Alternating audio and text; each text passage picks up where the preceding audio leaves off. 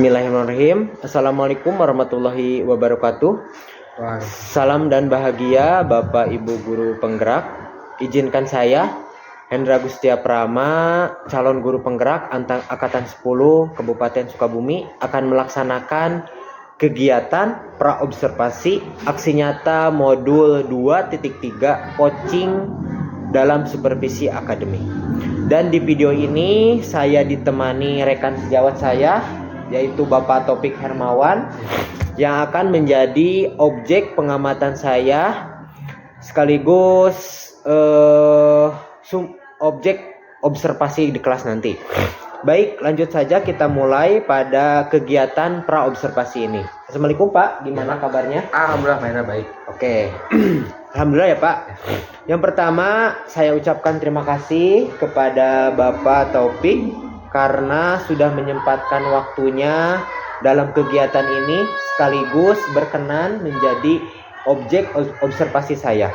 Kemudian saya juga meminta maaf ya Pak kepada Bapak apabila mengganggu aktivitasnya pada kegiatan ini. Baik Pak, jadi pada kegiatan kali ini kita akan melaksanakan praobservasi yang mana tujuannya agar nanti pada kegiatan pembelajaran Bapak yang akan di kelas nanti, Bapak itu lebih siap, kemudian lebih percaya diri dalam pelaksanaan observasi nanti. Jadi Pak, yang pertama ya Pak, terkait dengan pembelajaran yang akan Bapak laksanakan nanti, tujuan pembelajaran apa yang akan Bapak capai? Nah, mungkin untuk tujuan pembelajaran yang akan saya capai melalui kegiatan membaca teks bacaan siswa, Pak, dapat menganalisis kalimat dalam sebuah cerita. Nah, peserta didik dapat memahami pemakaian kalimat transitif dan juga kalimat intransitif dengan baik.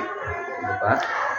Melalui kegiatan mengamati gambar dan video aktivitas sehari-hari dalam cerita, peserta didik dapat membuat kalimat dan pemakaian kalimat transitif dan intransitif dengan baik. Oke, seperti itu. Jadi nanti lebih ke pembelajaran bahasa Indonesia ya Pak ya? Ya, bahasa Indonesia tentang Pak, kalimat transitif dan intransitif. Oke Pak. Oke, yang pertanyaan selanjutnya adalah area pengembangan apa yang ingin Bapak terapkan?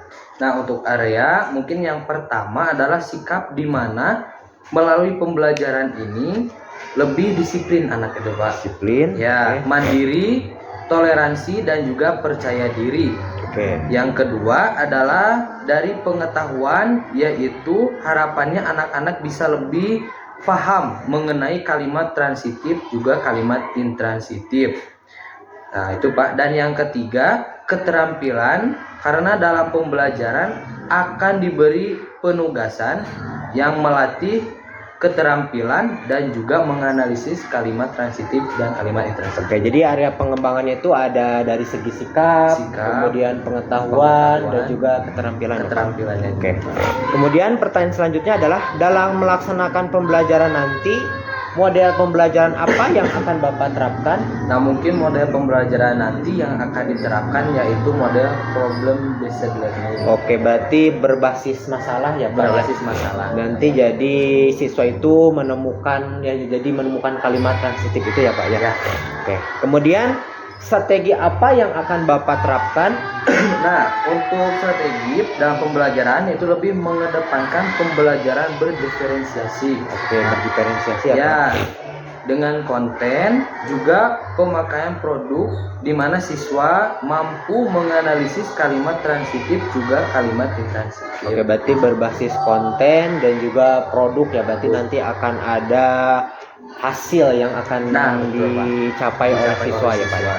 Kemudian penilaiannya Pak nanti di kelas seperti apa? Nah, untuk penilaian itu penilaian sikap dari peserta didik yaitu dengan observasi, dan juga saya akan penilaian pengetahuan yaitu dari tes tertulis. Oke, berarti ada sikap berupa tertulis ya Pak ya nanti, kemudian dari sikapnya observasi ya.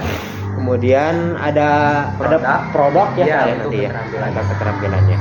Kemudian sasaran kelas dan jam berapa Pak, di jam berapa? Mungkin untuk sasaran kelas berhubung saya di kelas 4 Ya. nah untuk jamnya mungkin di jam kedua. Jam kedua pada hari apa, Pada Pak? hari Kamis. Hari Pak. Kamis Ya. pada jam kedua Pada ya, Pak? jam kedua. Oke. Kebetulan bahasa Indonesia itu ada di hari Kamis di jam kedua. Oke. Bagus, Pak ya. Mungkin pertanyaan dari saya hanya itu saja ya, Pak ya. Di sini saya hanya pengen tahu saja arah dari pembelajaran yang Bapak akan laksanakan, karena nanti yang akan saya pantau dan amati berkaitan dengan hal itu. Kemudian harapan saya semoga di pertemuan kita nanti pada saat pembelajaran kelas nanti Bapak lebih siap, kemudian pembelajaran di kelas mampu menerapkan strategi dan rencana dengan baik, kemudian tujuan pembelajaran juga bisa dicapai dengan baik dan lancar. Oke, terima kasih Bapak, tetap semangat. Nanti kita berjumpa lagi di kegiatan observasi dan pasca observasi. Assalamualaikum warahmatullahi wabarakatuh. Pak, terima kasih. Ya, Pak. Assalamualaikum warahmatullahi wabarakatuh.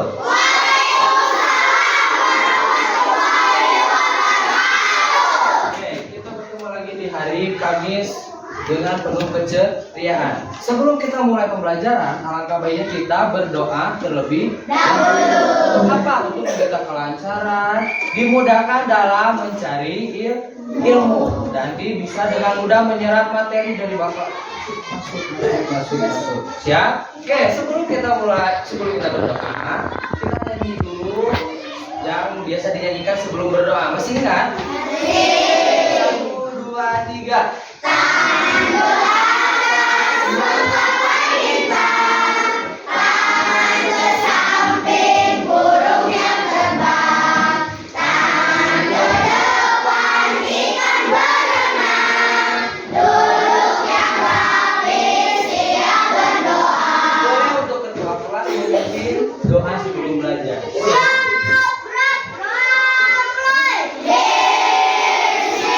Mari kita nyanyikan dulu lagu Indonesia Raya. Boleh yang mau jadi Indonesia tanah airku, tanah tumpah darahku.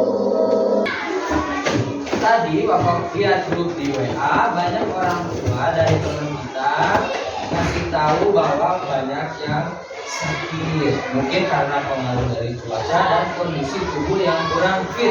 Makanya Bapak selalu ingatkan pagi-pagi harus makan apa? Nasi.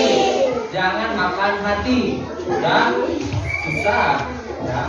Oke, sama kamu. Tempat. Kelas lompat. Udah siap? Apa kabar kalian hari ini? Semangat? Kita bakar dulu semangatnya. Tepuk semangat.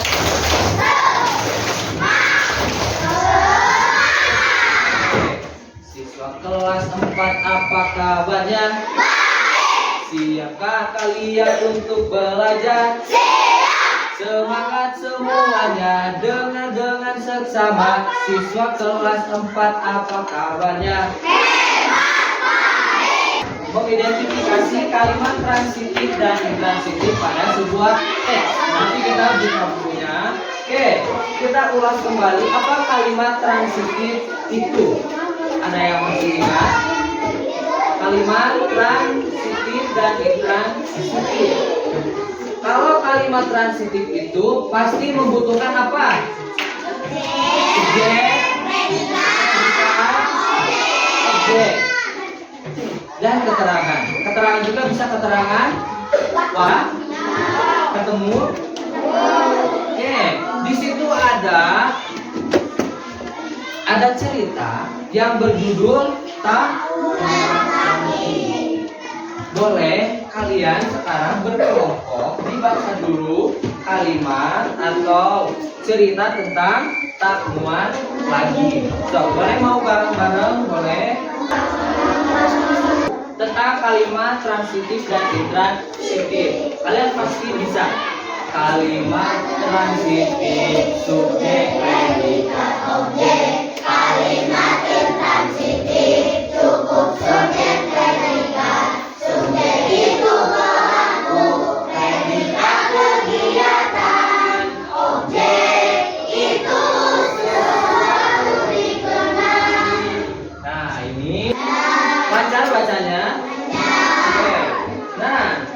Bapak pengen kalimat transitif dan intransitif pada teks bacaan yang tadi ada yang diharuskan untuk membuat kalimat transitif dan intransitif, ya, mengerjakannya berkelompok.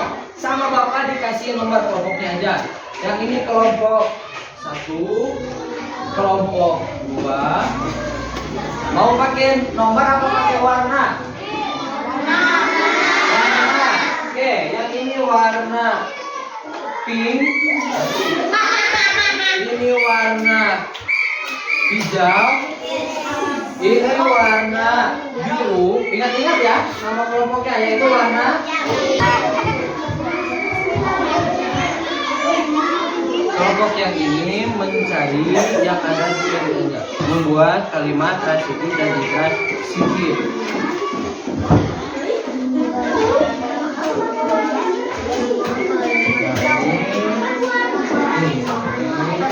Membuat mencari kalimat transitif dan intransitif dan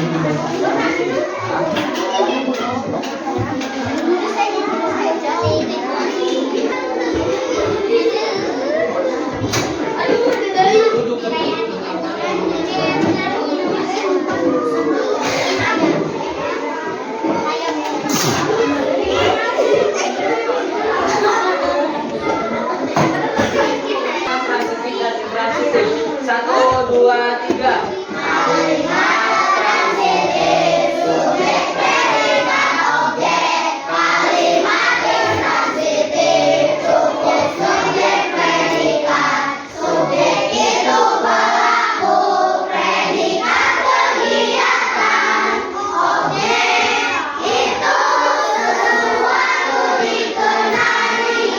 Mudah-mudahan nanti durasi kedepannya kita lebih memahami tentang kalimat transitif dan intransitif pada sebuah teks. Ya, sebelum kita akhiri, kita ucapkan dulu alhamdulillah bersama-sama. Alhamdulillah. Oke, selanjutnya masuk ke istirahat dulu ya sekarang. Oke, nanti lanjut lagi pembelajaran sudah istirahat. Sekarang boleh kalian istirahat. Assalamualaikum warahmatullahi wabarakatuh. Alhamdulillah pada kesempatan ini, pada video ini kita berada pada tahap pasca observasi. Dan pada video ini saya ditemani oleh Ibu Pepe dan rekan saya yaitu Bapak Taufik Hermawan. Bapak, Ibu gimana kabarnya? Alhamdulillah. Oke Bapak. Jadi pada tahap pasca observasi ini di mana saya tidak hanya mengajak mengevaluasi hasil pembelajaran yang telah kita laksanakan pada tahap observasi yang dilaksanakan kemarin Pak. Tapi sebelum melangkah ke sana, saya pertama-tama saya ucapkan terima kasih kepada Bapak Taufik karena sudah menyempatkan waktunya, dan juga saya meminta maaf apabila mengganggu aktivitasnya ya Pak ya, terkait dengan kegiatan supervisi akademik ini. Oke Pak, jadi selanjutnya ada beberapa pertanyaan terkait dengan pasca observasi ini. Oke, pertanyaan pertama ya Pak, bagaimana Pak terkait dengan perasaan Bapak pada saat melaksanakan pembelajaran kemarin? Mungkin dalam pembelajaran kemarin saya merasa alhamdulillah gitu Pak. Perasaan saya lega dan juga senang. Gimana? Karena pembelajaran yang saya terapkan kemarin berjalan dengan lancar. Juga sebagian besar siswa dalam mengikuti pembelajaran kemarin itu mengikuti pembelajarannya dengan cukup baik. Oke, berarti udah senang Pak, pembelajarannya juga udah sesuai dengan apa yang direncanakan. Kemudian pertanyaan kedua ya Pak ya, bagaimana sih perasaan Bapak ketika pembelajaran itu disaksikan oleh supervisor di kelas ya Pak? Nah, untuk kemarin sejujurnya Pak saya merasa gugup juga Pak. Karena ada yang mengamati ketika proses pembelajaran. Ya tidak jauh seperti pada saat supervisi dengan kepala sekolah juga Pak. Jadi ada rasa gugup, takut juga lah gitu ya Pak. sehingga namun alhamdulillahnya pembelajaran kemarin juga berjalan dengan lancar, tertib juga, sehingga pembelajaran dirasakan nyaman. Nanti ya Pak ya, kalau istilahnya gugup dan tegang itu wajar ya karena disaksikan oleh rekan itu wajar ya Pak ya. Saya juga pasti mengalami hal seperti itu. Oke, baik Pak. Kemudian pertanyaan yang ketiga ya Pak, terkait dengan proses pembelajaran yang telah Bapak laksanakan, kira-kira area pengembangan apa yang Bapak lakukan dan langkah serta tahapan seperti apa yang Bapak lakukan? Nah, terkait dengan pembelajaran yang saya lakukan itu dimulai dari pada saat membuat perencanaan pembelajaran juga Pak, kemudian mempersiapkan media serta LKPD atau lembar kerja pada peserta didik. Nah, untuk area pengembangannya juga saya berfokus pada sikap, keterampilan dan juga pengetahuan pada peserta didik. Untuk sikap itu sendiri saya berfokus pada kedisiplinan siswa, juga percaya diri anak Pak, dan juga toleransi pada saat pembelajaran. Nah, selanjutnya untuk keterampilannya saya ingin menekankan pada anak dapat menemukan kalimat transitif pada LKPD yang sudah disediakan, kemudian dapat merangkaikannya kembali Pak. Dirangkaikan kembali pada LKPD yang saya sudah siapkan, yaitu LKPD yang bergambar gitu Pak. Kemudian untuk pengetahuannya, siswa mampu membuat serta menemukan kalimat transitif dan intransitif pada sebuah teks atau narasi. Jadi area pengembangan itu ada 3 ya Pak ya, ada sikap, kemudian ada keterampilan, dan juga ada pengetahuan. Oke, terkait dengan pembelajaran yang Bapak laksanakan, apakah sudah berhasil? Kira-kira sudah berhasil 100% belum? Gitu, Mungkin alhamdulillah pembelajaran berjalan dengan sangat baik Pak. Namun kalau bicara keberhasilannya sudah mencapai angka 100% mungkin belum maksimal lah. Ya, masih terdapat beberapa kekurangannya. Pasti ya, ada beberapa kekurangan. Ya. Oke, terkait dengan tadi, kira-kira kekurangannya seperti apa Pak hambatan? Nah, hambatan yang dialami kemarin itu Pak, dari segi keaktifan siswa dalam proses pembelajaran Pak, dimana kan kebetulan di kelas 4 itu pembelajarannya berkelompok Pak. Nah, jadi antara di setiap kelompok itu kemampuan siswanya berbeda. Ya, ketika siswa dengan kemampuannya yang cepat menanggapi materi pembelajaran, pasti akan mengikuti pembelajaran dengan mudah ya. Pasti gampang. Nah, ya pasti mudah, pasti gampang.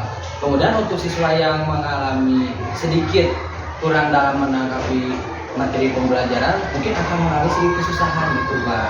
Ketergantungan ke nah sehingga itu akibatnya mengalami ketergantungan kepada temannya yang sudah bisa duluan. Nah, gitu. Jadi tidak semuanya aktif gitu ya Pak? Ya, betul Pak. Ada yang kemampuannya baik pasti menanggapi, kalau yang kurang ya Pak ya. Kira-kira Pak, terkait dengan hambatan yang terjadi pada pembelajaran yang berlangsung, kenapa sih hal itu bisa terjadi? Nah, mungkin dari terkait dengan hambatannya sendiri, dikarenakan mungkin ya Pak, di kelas 4 itu dengan jumlah siswa yang gemuk atau banyak ya Pak, sehingga pembelajaran itu dengan kemampuan siswa yang heterogen juga, sehingga menjadi keterlambatan juga dalam pembelajaran. Jadi karena juga pembelajaran sifatnya berkelompok yang mengakibatkan yang tadi berupa keaktifan siswanya, jadi kurang siswa aktif dalam pembelajaran. Oke, pertanyaan selanjutnya Pak, kira-kira solusi apa yang bisa Bapak lakukan terkait dengan hambatan yang terjadi? Mungkin melihat dari keterlambatan atau hambatan ketika pembelajaran, saya akan membagikan gaya belajar siswa. Mungkin menerapkan pembelajaran berdiferensiasi. Ya, untuk menyesuaikan antara kemampuan setiap anak ya dalam menanggapi pembelajaran itu sendiri Pak. Sehingga mungkin nanti kedepannya pembelajaran bisa tercapai dengan nyaman, berpotensi, juga dapat meningkatkan motivasi belajar siswa tersebut. Untuk rencananya itu berarti Bapak akan mengelompokkan sesuai dengan gaya belajar. Ya. Kira-kira kapan sih Bapak bisa melaksanakan rencana tersebut untuk perbaikan? Mungkin nanti di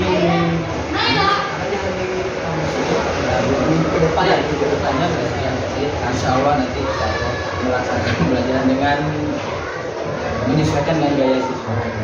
Oke, baik Pak. Luar biasa sekali Pak terkait dengan kegiatan pasca observasi ini. Saya juga banyak belajar dari Bapak juga. Kita sama-sama belajar ya Pak ya. Saling sharing, ya, saling sharing, banyak ilmu. Mudah-mudahan kegiatan ini bisa dilaksanakan di lain waktu ya Pak, dengan kegiatan yang lebih baik lagi. Terima kasih atas waktunya. Mudah-mudahan rencana pengembangan, rencana perbaikannya berhasil dan yang direncanakan sesuai dengan apa yang diharapkan. Ibu, terkait dengan kegiatan pasca observasinya, mungkin ada tanggapan atau saran ya Bu untuk perbaikan dari kami ya Bu ya. Kalau saran mah kayaknya nggak ada, tanggapan aja ya. Mengulas sedikit beberapa yang penting dalam prinsip coaching.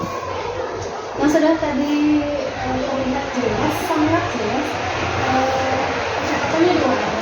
Bahkan dominan di coaching, di topik. Memang prinsip coaching seperti itu. Jadi Pak Hendra hanya mengarahkan aja pertanyaan-pertanyaan yang ada. Terus yang lebih penting adalah sisi menegaskan jawaban-jawaban dari Pak Topik diulang lagi sama Pak Hendra bahwa itu tuh penting. Oh iya, diferensiasi itu diulang lagi sama Pak Hendra. Itu kita sudah menangkap, oh itu loh kuncinya, keywordnya dari percakapan. Terus jadi tadi juga terlihat apa ya, tindak lanjutnya mau kapan, targetnya, tanggalnya, harinya sudah ditanyakan. Itu sih prinsip coachingnya. Jadi Pak Hendra tidak memberi, tidak memberikan nasihat, tapi yang muncul dari coachingnya sendiri itu sudah muncul. Jadi yang memberikan jawaban dari solusi sebetulnya coaching. Pak Hendra hanya mengarahkan aja. Itu sudah sesuai dengan prinsip-prinsip coaching. Jadi overall sudah bagus semuanya. Tinggal nanti dipersering lagi percakapan seperti ini. Gak usah seformal ini, tapi pada saat ngobrol, tapi itu terselip prinsip coaching. Jadi mungkin di sela-sela obrolan di kantor atau dimanapun tidak pakai prinsip coaching yang sudah biasa dilakukan. Itu aja. Tidak hanya dengan Pak Topik, dengan rekan yang lain juga sama. Pak Topik juga sama, bisa menjadi coach untuk coaching yang lain. Jadi pada saat ada rekan yang lain butuh menggali pola kompetensi, sudah tahu ini, sudah pernah melaksanakan ini, jadi bisa diulangi sama teman-teman yang lain. Ini sih ulasannya. Semoga kedepannya berdampak, tidak hanya di meja, nanti bisa diteruskan. Terima kasih Ibu ya atas tanggapannya terkait kegiatan pasca observasinya. Mudah-mudahan bermanfaat ya, banyak sekali bermanfaat.